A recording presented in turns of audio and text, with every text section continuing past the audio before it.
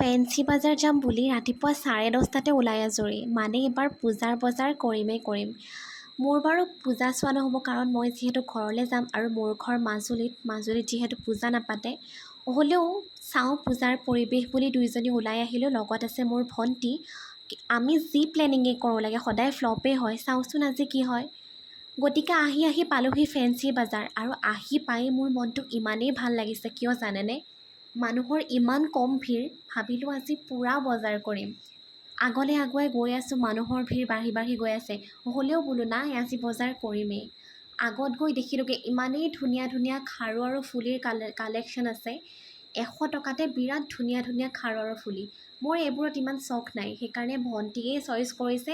তাই 3-4যোৰমান খাৰুৱে লৈছে। বৰ ধুনীয়া কালেকশ্যন। তাৰপাছত ভাবিলোঁ কাপোৰৰ বজাৰখনৰ ফালে যাওঁ। বাপ্পা ঐ, ইমান ভিৰ তাত। কাপোৰ চোৱাটোতো বাদেই দিছোঁ, মানে ভালকৈ খোজকাঢ়ি যাব নোৱাৰি। তাত এটা ঘটনা ঘটিল নহয়। ইমানেই চোৰ ওলাইছে তাত, তাকো মাইকী মানুহৰ গেং। কেঁচুৱা লৈ আহিছে, যাতে মানুহে ডাউট নকৰে। তাত মোৰ সন্মুখত এগৰাকীৰ পাৰ্চ নিছে, 3-4জন মানুহৰ মোবাইল নিছে। সেইটো ভয়তে ফোন ৰাখিয়ে দিলোঁ, ভিডিঅ' কৰা নহ'ল। 100 টাকা 100 টাকা 100 টাকা 100 টাকা 100 টাকা 100 টাকা।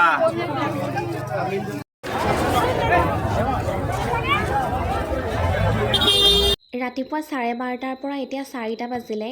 ঘূৰি ঘৰত পিন্ধা কাপোৰকেইটাহে ল'বলৈ পালোঁ। উপায় নাপাই ভণ্টিক বিৰিয়ানী খুৱাই ভাবিলোঁ আমি দুজনী ইয়াতে সমাপ্ত কৰোঁ আজিৰ আমাৰ এই শ্বপিং। পিছতেই ল'ম আৰু, পূজাৰ পাছত আহিম এদিন।